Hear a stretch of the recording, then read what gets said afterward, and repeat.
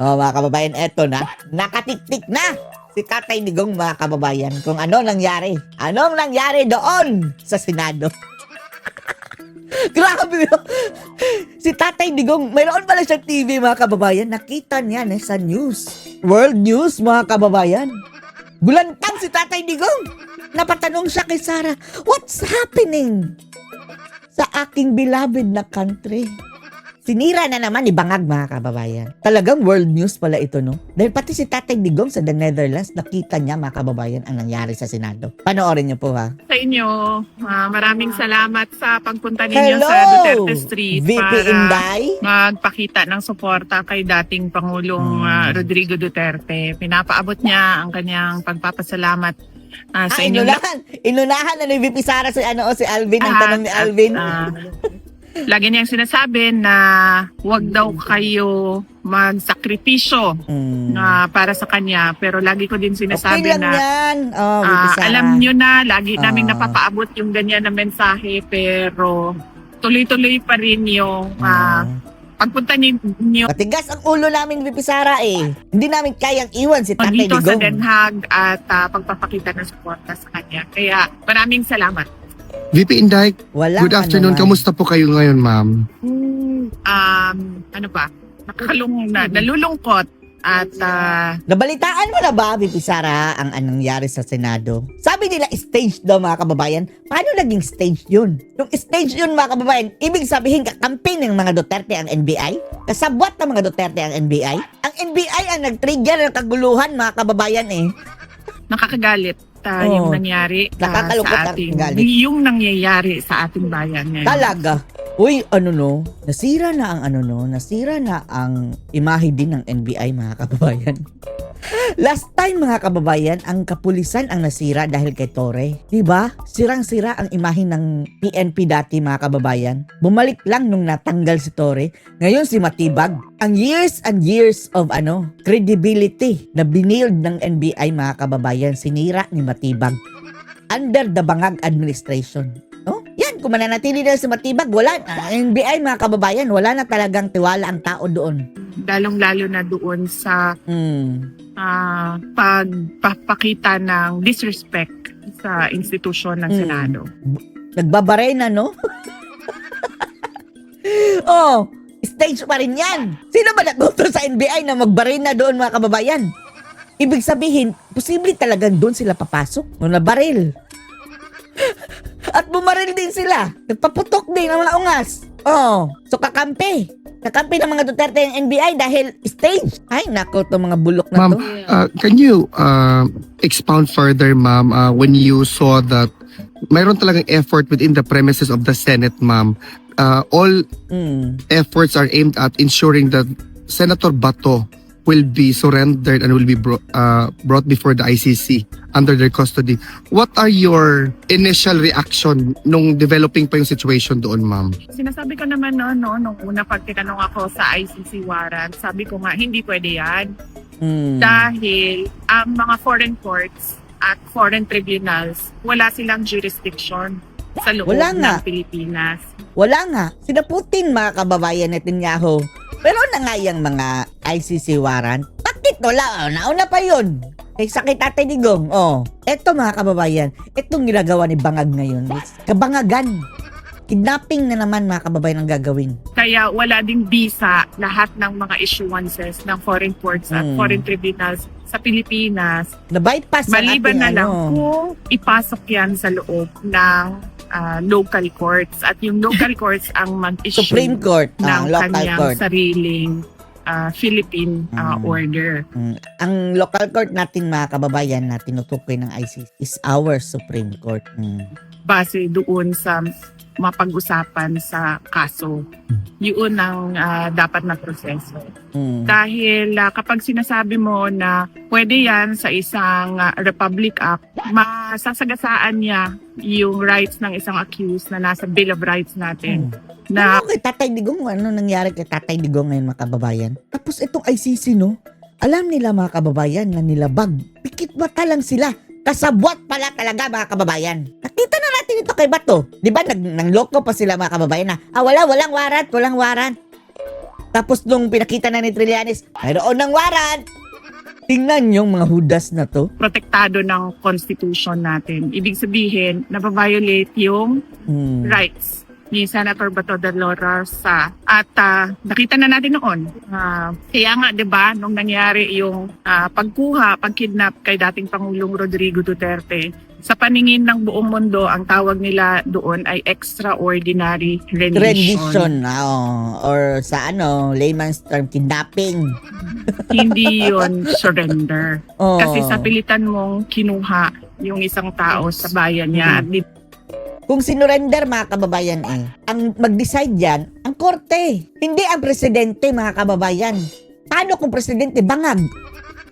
Makikidnapping ang mangyayari, mga kababayan. At andoon, mga kababayan, sa artikulo ng Rome Statute, kailangan dumaan sa local court. Hindi pa rin sinunod. At ang nakapagtaka, mga kababayan, Bakit pinayagan pa rin ng ICC, mga kababayan, na nagpatuloy ang kaso kahit pa hindi ito dumaan sa local court? Dapat, ang ginawa ng ICC, mga kababayan, pinabalik si Digong. Ibalik nyo muna ito dito. Let the local court resolve ang kaso nitong taong ito first bago idala sa amin. Dahil we are only a complement court. Yung ICC, mga kababayan, the court of last resort. Kung hindi na gumagana ang korte sa iyong bansa, tsaka pala kayo pumunta dito. Etong ICC naman, kung wala si Duterte, wala din tayong trabaho. Wala tayong funding. Yan ang nangyayari. Sabwat! dala mo sa ibang bayan. Kaya yun yung opinion at paningin ng buong mundo sa nangyari noon. Ganyan din yung sinusubukan nilang gawin ngayon kay Senator Bato de la Rosa. At hindi nga yan. Hindi siya pwede. Dahil kahit alam natin, mga kababayan, na kung mapapadala si Bato dyan sa ICC, at least may kasama si Tatay Digong, pero alam nating mali, mga kababayan. Alam nating mali. Antayin natin ang desisyon ng Korte Suprema. Antayin natin. meron tayong constitution na sinusunod. Lahat naman sila nagsasabi, di ba, na para tayo sa constitution. Pero kapag ang administrasyon na ang gumalaw, wala nang constitution, wala nang batas, puro na lang pang-aabuso. Abuse, pananakot at dahas. At ang nakakalungkot pa, mga kababayan, at nakakainis, umepal na, mga kababayan, ang mga NPA, yung mga grupo ng mga NPA. Ang sabi nila, mga kababayan, na sila na daw mismo ang aresto kay Bato. Citizens arrest daw nila, NPA's arrest. Ano kaya gagawin nila kay Bato? Kukuyugin siguro nila, mga kababayan. Mayroon silang reason para patayin siguro si Bato. Sila daw ang aaresto, yung grupo ng mga NPA, mga kababayan, na andyan sa kalsada. Sisigaw-sigaw na parang mga siraulo. BP, alam pa ni former president ang nangyari sa Pilipinas, ma'am? Apparently, nakita niya pala sa balita. Wala naman akong plano kanina na banggitin sa kanya yung Updated si Tatay Digong! Nakapanood pala ng balita, nangyari sa Pilipinas. May TV pala, pero lumabas sa news. At nakita niya pala. World news na ito, mga kababayan. Kahiya-hiya ito, bangag. Talagang sa tingin natin, mayroon na namang dito si bangag, mga kababayan, dahil very similar. Talagang the same pattern ginawa sa kay LJC, ginawa niya sa kay Tatay Digong, di ba? Ang dami. Kita nyo, pagka kinaumagahan ng mga kababayan, ang daming mga pulis, mga riot gear, preload, mga kababayan, sa kanilang gagawin. The same pattern. Tapos, si bangag, mga kababayan, nanood daw siya, nagmonitor daw siya sa TV nung nag-umpisa ang putukan. Enjoy siguro yun, mga kababayan. And then, after 2.5 hours pa siya naglabas ng komento. Nung nahimasmasan na siguro, mga kababayan. Nagtapos, parang tulog pa, parang galing nang lumipad sa lapaap. Bagong landing lang, mga kababayan. Kanyang TV. Kaya pag upo niya, tinanong niya kaagad may TV si Tatay kaguluhan ng Digong nasa Senado. So sinabi ko sa kanila na, yun nga, pinipilit ng administrasyon na kunin si Senator Bato de la Rosa. Yan sigurado yan, mga kababayan. Mayroong ebidensya sa GMA, mga kababayan. Nung pinakita natin sa last nating video. Ang media, nag-escort, mga kababayan, nagkuha ng footage sa kasama NBI. Ang sabi niya, pupuntahan na daw talaga si Bato. Andun sila sa GSIS at mukhang doon sila papasok, mga kababayan, doon sa binabarena nila na door. Ang hindi na nila inaasahan, yung mga akala natin yun ang huli kay Bato, no? Parang na-misinterpret natin yun, mga kababayan, kagabi. Yung mga di armas na mga mga kababayan na mayroon pang mga Marines. Kakampi pala yun! Oh! Buti na lang pinaputukan, mga kababayan. Oh, natakot ang mga matibag na mga ungas. Akala talaga natin, no? Yung media kasi hindi kasi maluwanag, mga kababayan, ang pagka-explain nila kagabi. Dahil ang sabi nila, may huhulihin daw. Sa media, may huhulihin, baka si Bato na, ganyan-ganyan na. Yun pala, huhulihin yung nagtangka na papasok, mga kababayan, na gustong ibarena yung i-drill yung bandang doon mayroong emergency exit, mga kababayan. Yun pala ang huhulihin nila. Nagkaputukan, buti na lang. Tapos nanood lang doon si Bangag siguro popcorn.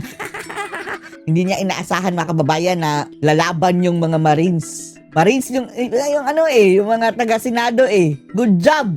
Good job. Kala siguro nila, mga kababayan, na kayang lusubin ng NBI. Talagang gyera yun, mga kababayan, kung mayroong nasugatan nun sa parte ng USAA. Talagang stand-off yun. Magkakaroon ng, ewan lang natin, talagang baka maubos pa yung mga senador na puro dun, mga kababayan. Mga majority pa naman, kakampi ng mga Duterte. President should focus on economic recovery and reforms. Ano po kasi Bangag ngayon, mga kababayan? Ayuda! Walang ibang ginawa kundi mamigay ng bigas. On politics. 10 kilos. 10 kilo. So what we are seeing now is the administration using all government resources to demolish Pangaharas. political opposition or those individuals who do not follow or agree or support BBM. VP Inday, developing also inside the Senate or the story or situation, VP, is that the Congress already transmitted the articles of impeachment in the Senate today. Ay, wag mo nang itanong yan. Kakabwisit yan, Alvin. Do you have any reaction to that, ma'am? Wala kaming reaction dyan. Walang reaction. We have a defense team, impeachment defense team who takes care of the issues and concerns regarding the impeachment. So I leave it up to the lawyers to do their work. Ma'am, do you have a lasting statement to address the Filipino people watching the development of our country, particularly what happened tonight? Una niyan, si dating Pangulong Rodrigo Duterte, sunod yan si Senator Bato, at kung Sunod si Bongo. sino pa man yung Bongo, ang sabi ni Trillanes mukhang may basihan ang sinabi ni Trillanes, mga kababayan, dahil sila ang prosecutor sila ang naglalagay ng pangalan doon siya nga ang may hawak. Malakas sa ICC, di ba? Yung sa listahan, mga kababayan, sa malayong dulo, mayroon pang pangalan ni VP Sara. Delikado din si Sara dyan. Baka biglang matripan, mga kababayan. ibang mga sinali sa complaint kuno dyan Kuno. sa ICC. Talagang kuno, no? Ang sunod yan ay charter change dahil hindi na naman na madidinayan ni BBM kasi doon sa bago niyang interview sa Bloomberg, sinabi na niya doon na kailangan pag-usapan ng charter change. Hala ka. So, umamin pala, mga kababayan. Disgrasya. Sabi ni Malotikia, mga kababayan, ang next nila, tapos na sila sa impeachment, no? Bahala na Senado dyan. Bahala na rin si Bangag, mga kababayan, kung ano panggigipit ang gagawin nila sa Senado. Isa ito. Itong panggigipit ngayon. Isa ito na naman. Tapos sabi ni Malotikia, ang next nila na plano is mag-charter change, mga kababayan, Constituent Assembly, wherein ang mga congressman, mga kababayan, mag-assembly sila, tapos papalitan ang konstitusyon. At habang pinapalitan yan, walang eleksyon!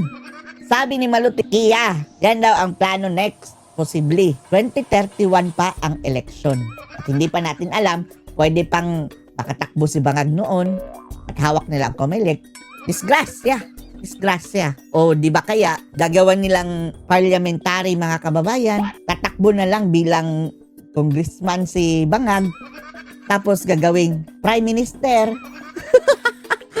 Ay nako, Bangag, Lord. Pag pinag-usapan natin ang charter change, ibig sabihin yan, hindi na yan bababa sa pwesto. O yan. At yan din ang sinabi ni President Duterte kanina. Sabi niya, Pilipinas, mag-ingat kayo kasi hindi na yan aalis sa pwesto niya. Grabe, no? Gaya-gaya po tumaya sa ama. Maraming salamat, VP Inday. Yes. Wala na! At ang sunod niyan ay Maya na. yung impeachment. Okay. Oh. Ma'am, sa yung business po na nangyayari sa legislative at sa executive, may mga kababayan po tayo na parang ang paniwala po nila ngayon is nagiging martial law na po ang Pilipinas. Oo, malala pa sa martial law dahil wala pang deklarasyon ito mga kababayan. Buti nga yung martial law, mayroong deklarasyon. Natatakot na po sila sa parang security nila dahil parang ang gulo-gulo na po ng politika sa Pilipinas ngayon. Ano po ang mensahe niyo sa mga kababayan? Totoo yun, magulo ang ating bayan na hindi naman sana nagkakagulo Dahil sa presidente yan eh. Ang leader talaga mga kababayan na walang silbi. lang tayo dahil kay BBM. Oh, yan. Nagkagulo tayo kay BBM. Thank you, VP. si Alvin, no, nagmamadali. Lobat ka ba, Alvin? Ang dami pang gusto magtanong. Kay Senator Bato de la Rosa. Kay Senator Bato de la Rosa, kahapon nagkausap kami pero maikli lang yung pag-uusap namin kasi tumawag si meron Bato? silang meeting na ginagawa. Oh. Kanina, tumawag siya sa akin. Unfortunately, hindi ko nasagot yung tawag niya. Nung tumawag ako ulit, ay hindi na siya nakasagot. Meron akong nakausap kanina na nasa loob ng Senado, pero hindi pa nangyari yung Stand off. kaguluhan. Oh. Hindi pa nangyari yung putukan. Papasok na Putukan. kasi ako kanina dito sa ICC detention unit, kaya hindi ko na follow up yung tawag ko kay Senator Bato de la Rosa. Hindi na kasi siya nakasagot. Maghahanap ako mamaya ng tao na pwede kasama niya or pwedeng kumausap sa kanya para matanong kung paano magbigay ng suporta o ano yung mga kailangan niya na pwede namin itulong sa kanya paano magbigay ng suporta sa kanya. Thank you, VP Inday. Ayan. Mabuhay ka, ma'am. Pero alarming yun alarming yung sinabi ni VP Sara ha. Umamin na pala no sa Bloomberg, hanapin natin mga kababayan na charter chains is in the table na. Next na natatrabahuin ni Ngagnag. Dahil hindi nila matalo-talo si VP Sara sa 2028. So charter chains siya lang ang kanilang mga kababayan. Itutulak. And then para daw pumayag mga kababayan. Sino nga ba yun? Mayroong nagsabi na possibly ang gagawin ni BBM para pumayag mga kababayan itong mga kongresista is extend din ang kanilang term. Instead na 3 years, maging 6 years, mga kababayan. So talaga payag na payag ang mga buayan yan. Oh Lord. Sana nga, ang botohan yan, mga kababayan, is hindi ang Congress lang. At saka sabay, gusto sana joint voting. Malulusaw ang Senado. Wala nang check and balance. Kaya sana haharangin yan, mga kababayan, ng mga senador. At haharangin ng Supreme Court. Itong mga bangag kung ano-ano na talaga kalokohan mga kababayan. Pwede pa nilang ihabulin 2 years pa Ang delikado din kung example, hindi na mahabol and then mag-e-election. Magdedeklara ng failure of election si Bangag. Baka gagawa-gawa yan ng mga senaryong magre-result sa failure of election. Hindi siya bababa. Ay nako, bakit pa tayo nagkaroon ng ganitong klaseng leader mga kababayan? Pero yan ang update ni VP Sara doon sa Dahig na dahil lang sa mga kababayan. Ano masasabi niyo dito? Post your comment below.